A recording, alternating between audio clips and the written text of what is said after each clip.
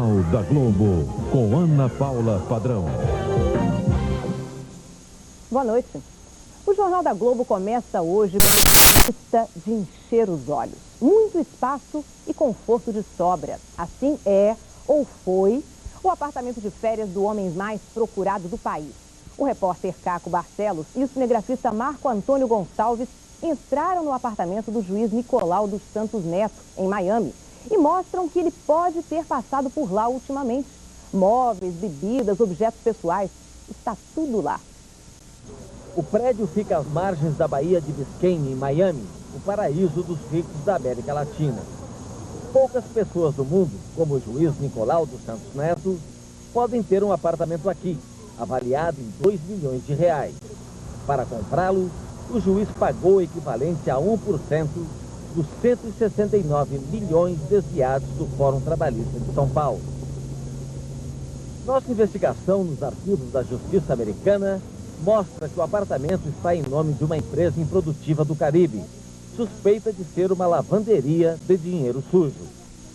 Ela foi criada em fevereiro de 94, um mês antes do juiz fechar o negócio por $800 mil em Miami. Tentamos achar os representantes da empresa nos Estados Unidos. Nicolau comprou o apartamento em nome de uma empresa das Ilhas Bahamas chamada Hillside. Já aqui nos Estados Unidos, ela muda de nome, vira Biarritz. O endereço, na verdade, é um escritório de advogados que representam várias empresas, como a do juiz, que só existe no papel. O escritório da empresa Stedman, que na justiça aparece como compradora do apartamento em dezembro do ano passado, chama a atenção pela simplicidade. Fica neste corredor estreito, com paredes de madeira compensada. Não passa dessa pequena sala. No prédio, ninguém confirma nem desmente que o apartamento tenha sido vendido. O envolvimento do proprietário Nicolau dos Santos Neto em um dos maiores escândalos da história do Brasil parece ter assustado os funcionários. Hi. Oh. No? Okay. Pelo interfone, o síndico diz que o apartamento, que fica no 32º andar, está vazio e que alguém está pagando em dia o condomínio equivalente a R$ 2.400 por mês. Ele impediu uma visita ao apartamento, mas no outro dia nós conseguimos. Aqui é a área mais ampla e nobre do apartamento. Todos os móveis de luxo aqui nessa sala. A sala de estar, onde o juiz revela o gosto por bichos. Gatos, cachorros, vinhos italianos, franceses, uísques, indianos. Vamos ver o que encontramos aqui. E várias garrafas de uma champanhe muito fina. Pela varanda dá para conhecer toda a extensão do apartamento de 400 metros quadrados. Gravuras de Emílio de Cavalcante. Bom, aqui uma passagem secreta para a área de serviço. Bom, nós estamos na central dos aparelhos de som e de imagem do apartamento. Este comando sem fio controla toda a aparelhagem da casa, como o som, por exemplo. Em todos os aposentos há microfones embutidos nas paredes e controles eletrônicos de som. Até aqui na cozinha tem um controle eletrônico de som. Basta apertar aqui. Gastei o teu dinheiro, mas não tive compaixão. E tenho a certeza que ele volta à tua mão. Se ele acaso não voltar, eu te pago por um sorriso e o recibo de passar. E agora vamos conhecer o quarto do juiz Nicolau. Mais uma dependência muito ampla, que a cama do juiz, alguns papéis e folder de equipamentos de espionagem. Bom, aqui uma nota fiscal, consumo do juiz, provavelmente a compra de um relógio. Valor do relógio, $1.863. No armário, revistas de moda e livros escritos em português.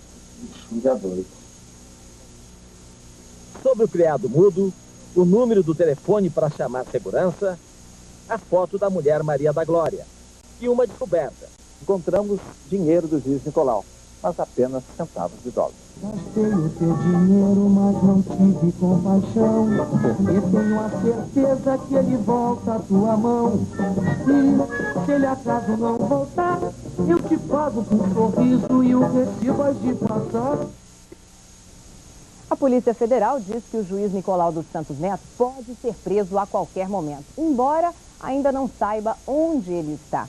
Vamos a Brasília com Carlos Monforte. Monforte, a polícia sabe pelo menos se o juiz está no Brasil ou se está no exterior? Ana, na verdade, a Polícia Federal não tem a menor ideia onde está escondido o juiz Nicolau dos Santos Neto. Não sabe nem mesmo quando poderá prendê-lo, embora tenha designado uma equipe especializada de 40 delegados e agentes para prender o juiz, como me disse o delegado-geral da Polícia Federal, Agílio Monteiro Filho. O ministro da Justiça, José Gregório, está preocupado, como disse hoje em São Paulo, em recuperar o dinheiro roubado. Por isso, montou uma comissão e está pedindo ajuda aos Estados Unidos e à Suíça. Toda essa confusão está gerando já uma consequência fora do país. A Receita Federal vai criar um cargo de adido tributário para tentar recuperar esse dinheiro no consulado em Miami, do Brasil em Miami. Já está tudo acertado entre a Receita e o Itamaraty. Só falta agora a aprovação do presidente Fernando Henrique. Ana Paula. Bom, mas com ou sem adido vai ser difícil trazer o juiz de volta para o Brasil se ele estiver no exterior, né, Monforte? Bastante. E foi adiado para o próximo dia 15 o pedido de julgamento da revogação da prisão preventiva do juiz Nicolau, decretada dia 25 de abril. Os advogados do juiz têm afirmado que esperam o julgamento, que inicialmente estava marcado para amanhã, para que ele se apresente à justiça. Arnaldo Jabor. Olha, temos aprendido muito com o juiz Lalau. Aprendemos, por exemplo, que aqui ladrão é que falta a oposição, porque uma frase do Lalau parou o país por 2 meses com a oposição pedindo a cabeça do governo e com a ajuda dos procuradores do Ministério Público. Vimos no show de demagogias de Pedro Simon e Requião no Senado que não é a polícia, mas é a política que comanda investigações. Aprendemos que a chave desse mistério está no judiciário, que planejou, orçou e realizou a obra de 230 milhões, desde o governo Collor e Itamar, sem contar outros palácios luxuosos, como o Supremo Tribunal de Justiça de Brasília, todo de mármore e bronze. Aprendemos que o Tribunal de Contas da União é surdo, porque só ouviu em 98 as denúncias de seus técnicos desde 92. Lalau, sem querer, nos ensina que democracia é esta ferida aberta, esta dolorosa autoanálise do país. Lalau nos ensina que esses escândalos não são de uma democracia fajuta, como quer o Pedro Simon. Esses escândalos são um progresso. Viva Lalau, o porta-voz do Brasil marginal. A acusação de desvio de dinheiro do Fórum Trabalhista levou hoje o ex-senador Luiz Estevão a prestar contas em São Paulo. O repórter César Tralli está em frente ao prédio da Justiça Federal. César Tralli, depois do depoimento, para onde foi o ex-senador? Ana, Luiz Estevão está neste momento cruzando o Atlântico de avião rumo a Paris. A informação, na verdade, a concessão para que ele deixasse o país foi dada pelo juiz Kazem Maslum depois de quase 7 horas de interrogatório. Luiz Estevão disse que precisava esfriar um pouco a cabeça, mas o descanso não deve durar muito. O juiz determinou que ele volte ao Brasil no máximo domingo, dia 13. A saída dele aqui do prédio da Justiça Federal foi bastante tumultuada. Luiz Estevão teve que ser escoltado por agentes da Polícia Federal. Você vê aí o tumulto. Muitas pessoas tentaram agredir o ex-senador e chegaram a jogar ovos em direção a ele. 2 estudantes que participavam dessa manifestação, desse protesto, acabaram sendo presos e foram levados para o prédio da Polícia Federal. Luiz Estevão deve voltar ao Brasil e possivelmente pode ser ouvido pela 2ª vez pelo mesmo juiz da 1ª Vara Criminal. Ana Paula. Impressionante a fúria da população, né, Tralli? Rastrear dinheiro sujo é uma tarefa difícil. Para não ser apanhados, os criminosos sofisticam cada vez mais os processos de lavagem. Voltamos a Brasília com Arlete Milhomem. Arlete, será que a lavagem de dinheiro está sendo feita agora mais no Brasil e menos no exterior? Bem, Ana, boa parte desse dinheiro ainda vai para o exterior, para os paraísos fiscais. Mas, segundo a Polícia Federal, é cada vez maior o volume de dinheiro lavado aqui mesmo no Brasil.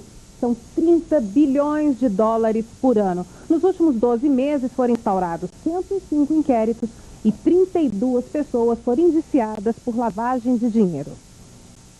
Traficantes de drogas, armas e sonegadores montaram redes de lavagem de dinheiro que ligam o Brasil de ponta a ponta. Rastrear essas atividades é um trabalho complicado. As quadrilhas investem o dinheiro sujo em todos os ramos da economia. O lavador de dinheiro, ele precisa, seja de uma instituição bancária, seja do setor imobiliário, para lavar o dinheiro. O segredo da lavagem é dividir grandes valores em pequenos depósitos com cheques, usando várias contas em bancos diferentes. Assim fica mais difícil rastrear a origem. O dinheiro sai desses bancos por transferência eletrônica e vai para novas contas de laranjas. Eles sacam os valores para pagar dívidas de empresas fantasmas que pertencem ao dono do dinheiro, mas estão sempre em nome de terceiros. O dono investe em dólares, carros luxuosos e na compra de imóveis. Depois, esse patrimônio é vendido sem despertar suspeitas. Segundo a Polícia Federal, São Paulo, Paraná, Rio de Janeiro e Mato Grosso do Sul são centros tradicionais de lavagem. A novidade é que as quadrilhas agora também atuam em Pernambuco, Bahia e Ceará. Em Fortaleza, boa parte da lavagem é feita com imóveis. Já na capital de Mato Grosso do Sul, os negócios imobiliários cresceram 18% no último ano. A seguir, uma nuvem de 20 quilômetros de gafanhotos invade e destrói plantações na Rússia. Chame o garçom.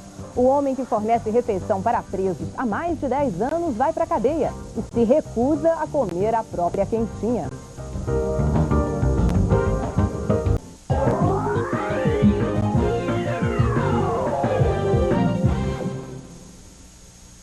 O mais novo inimigo dos russos vem do céu. Fazendeiros lutam para livrar as plantações de uma arrasadora nuvem de gafanhotos. Até agora, os insetos estão levando a melhor. A nuvem de gafanhotos tem mais de 20 quilômetros de extensão. Os insetos devoram plantações inteiras de milho, trigo e cevada. Não há nada que se possa fazer neste momento, diz o fazendeiro. Os insetos da variedade asiática são do tamanho de um pardal e resistem aos venenos. As plantações da região oeste da Rússia foram as mais afetadas. Os fazendeiros culpam o governo do Cazaquistão pela praga. Os gafanhotos teriam atravessado a fronteira para devorar as fazendas do país vizinho. Há poucos meses, Jair Coelho era presença frequente em colunas sociais. Hoje, o empresário que fornece comida aos presídios cariocas vai dormir na cadeia. Acusado de falsidade ideológica e formação de quadrilha, ele foi preso em Belém. Como não tem curso superior, Jair Coelho não tem direito à cela especial nem comida fora da cadeia. Edmilson Ávila, você que está aí na frente da Polinter, explica pra gente por que Jair Coelho não quis comer a comida que ele fornece. Olha, ele disse aos policiais que comem muito pouco e que tinha tomado um bom café da manhã. Agora, pouco mais de 00:20, o café da manhã deve ter sido realmente muito bom, porque o jantar ficou aqui, ó, sopa de legumes. O empresário não quis comer a refeição feita pela própria empresa. Jair Coelho é considerado um preso comum e não tem direito a nenhum tipo de privilégio. Está dividindo uma cela com mais 12 pessoas e vai dormir em apenas um colchonete. O Superior Tribunal de Justiça ainda não apreciou o pedido de habeas corpus e o empresário ainda não sabe por quanto tempo vai ficar na cadeia. A prisão de Jair Coelho é mais um capítulo na tumultuada vida deste ex-vendedor de apostilas de vestibular. Há 10 anos mudou de ramo e começou a fornecer alimentação para os presos do Rio de Janeiro. Ficou rico e ganhou o título de Rei das Quentinhas.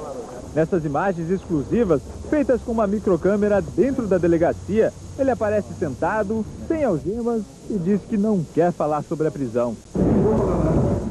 Jair Coelho é acusado de falsidade ideológica, formação de quadrilha e uso de documentos falsos. Ele teria apresentado títulos da dívida agrária falsificados como garantia em contratos com o governo. Em casa, a vida do empresário também é agitada. A mulher dele, Ariadne Coelho, já foi parar na delegacia depois de se envolver numa confusa história de espionagem. Ela é suspeita de mandar fazer escuta telefônica na casa de 2 organizadores de festas para conhecer os segredos da alta roda social da Barra da Tijuca. A socialite está na mansão, não atende telefonemas e não dá entrevistas. O marido vai passar a noite na cadeia. A explosão de um caminhão-tanque provoca um incêndio numa fábrica de solventes na Baixada Fluminense. 2 funcionários morreram. O caminhão estava estacionado num dos galpões e ainda não se sabe o motivo da explosão. O fogo se alastrou rapidamente. A fábrica, que fica na rodovia Washington Luiz, foi isolada. Os bombeiros só conseguiram controlar o incêndio agora à noite, depois de 5 horas de trabalho. A fábrica, inaugurada há 6 meses, não tinha licença da Secretaria Estadual do Meio Ambiente para funcionar. A seguir, denúncias de corrupção, impunidade. Cansado de tantos escândalos, os eleitores brasileiros se tornam mais exigentes.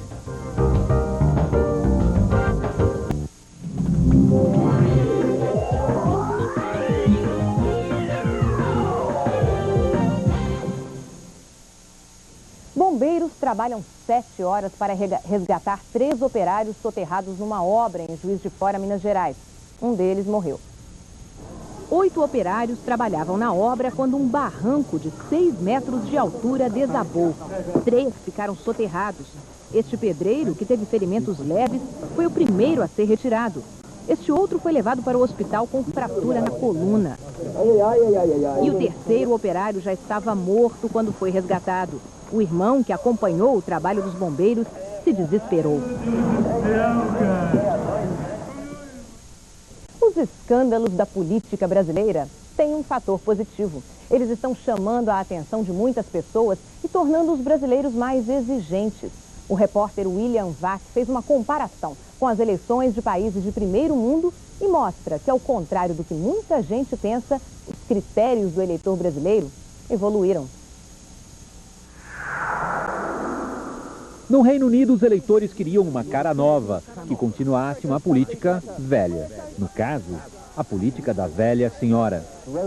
Tony Blair derrotou os conservadores e logo foi chamado de Margaret Thatcher de calças. É dono de marketing político impecável, além de perceber que o eleitorado queria sangue novo na política e poucas mudanças nas políticas. Na Alemanha, o peso de muitos anos no governo acabou afundando o chanceler Helmut Kohl numa derrota infligida por um candidato, Gerhard Schröder, que se recusou a falar a fundo de qualquer assunto durante toda a campanha eleitoral. Num país acostumado a fazer contas, discutir centavos e avesso a experimentos, Schröder percebeu que personalizar as eleições era bem mais importante do que tratar de conteúdos. Nos Estados Unidos, sempre foi difícil dizer qual político pertence a qual partido. Este ano, os democratas tentam eleger para o lugar de Clinton o atual vice-presidente Al Gore, político preocupado com conteúdos. Vem sendo chamado pela imprensa de Al Bore, em inglês, o chato. Está perdendo nas pesquisas para o candidato republicano George W. Bush, um campeão de imagem. É simpático, simples e engraçado, e sem muito conteúdo. No Brasil, é amplo o conteúdo das eleições para prefeito e vereadores em 5.548 municípios, e abrangente também. Temas centrais como segurança pública e desemprego vão muito além dos limites das administrações locais. Os políticos, diz o especialista Rubens Figueiredo, continuam muito mais preocupados com a própria imagem do que com conteúdos. Muito mais interessante ele aparecer do que ele ser. O candidato ele tem que passar principalmente credibilidade, né? A sociedade vive num momento onde a credibilidade é um artigo em falta. Enfrentam um eleitorado que está desenvolvendo censos de cobrança que vão mais além do que asfalto ou luz na própria rua. Principalmente em cidades onde houve muitos escândalos, eu acredito que o eleitorado, as pesquisas mostram que o eleitorado está muito mais atento, muito mais interessado do que esteve nas eleições anteriores para prefeito e vereadores. William, animador. Será que o eleitor brasileiro está realmente ficando mais exigente, está cobrando mais dos políticos? Eu acho que sim. Eu tive uma experiência extraordinária trabalhando com outro grupo de repórteres também nessa campanha, quase uma campanha, eu diria, essa série de VTs, de matérias que a Rede Globo está mostrando desde a semana passada nos telejornais locais, e fiquei muito bem impressionado.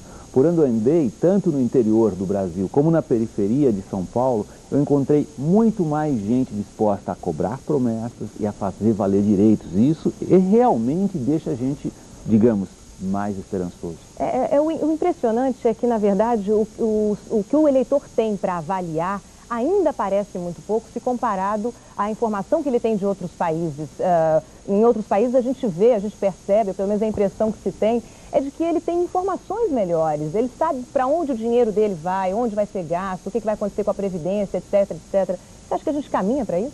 Eu acho que sim. Eu acho que nós temos uma experiência relativamente jovem, relativamente recente em termos de democracia e exercício dos direitos democráticos. Você, como eu, cobrimos lá fora como correspondentes várias eleições em vários países. Não podemos dizer que as nossas eleições sejam manipuladas como são, por exemplo, as eleições na Rússia. Em comparação aos países do primeiro mundo, sempre se dizia, lá pelo menos a política está organizada de maneira que a gente sabe qual partido defende qual setor social, qual ideologia. No Brasil, isso também não existe. Nós inventamos a terceira via, de certa maneira, abolimos os blocos. Vamos esperar que isso melhore mesmo, né? Futebol. Antônio Lopes não é mais o técnico do Grêmio. Ele foi demitido nesta segunda-feira, depois da derrota de ontem para o Palmeiras. É o terceiro técnico que perde o emprego na Copa João Avelange. Daqui a pouco, fracassa a reunião do governo com usineiros para conter o preço do álcool. E a história como ela é. Um show de imagens dramáticas que marcaram o mundo nos últimos 50 anos.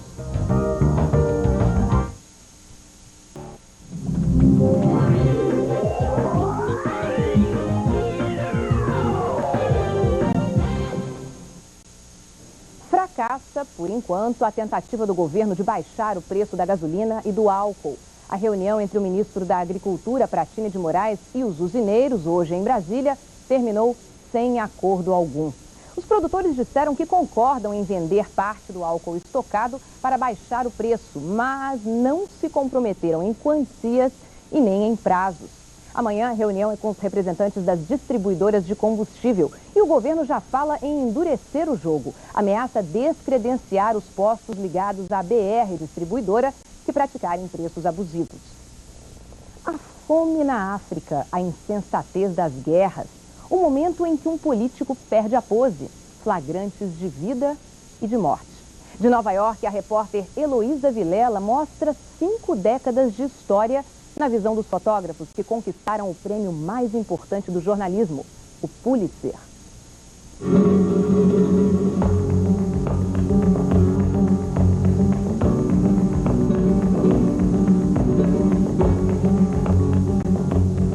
São imagens que marcaram e mudaram o mundo nos últimos 50 anos. Guerras, vinganças, explosões de violência coletiva, indivíduos ditando a vida e a morte. A exposição conta os riscos, a sorte e o trauma de quem capturou esses momentos. Um bancário de Oklahoma correu para a rua quando ouviu o barulho de explosão. Fez a imagem símbolo do pior atentado da história dos Estados Unidos. 168 pessoas morreram, inclusive o bebê que o bombeiro tentou salvar. Cima Rubin organizou a mostra. Ela conta que o fotógrafo Robert Jackson ouviu os tiros, mas não fotografou a morte do presidente Kennedy. 2 dias depois, escolheu o ângulo perfeito para fotografar o assassino. Na hora H, viu um vulto se aproximando. Pensou, ele vai entrar na minha frente, vou perder a foto outra vez. Um tiro de revólver, um clique da câmera. E o prêmio Pulitzer para o flagrante do assassinato de Lee Harvey Oswald. A exposição causa impacto porque deixa o público cara a cara com meio século de história. A fome que devasta um continente, um urubu e uma criança faminta no Sudão. O fotógrafo Kevin Carter se matou 2 anos depois por não ter salvado a menina.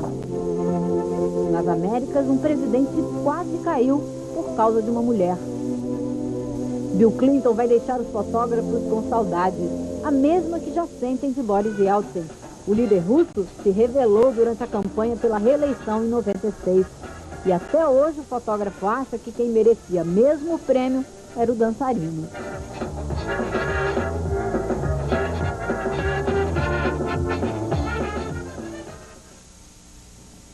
Este foi o Jornal da Globo de hoje. Esperamos continuar contando com você. Então, boa noite e até amanhã.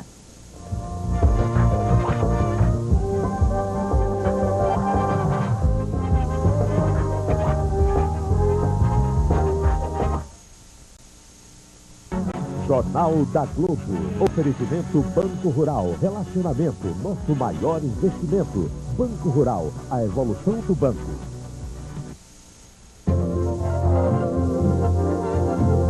Globo, 35 anos no coração do Brasil. Amanhã, Cabeça e Planeta, urgente.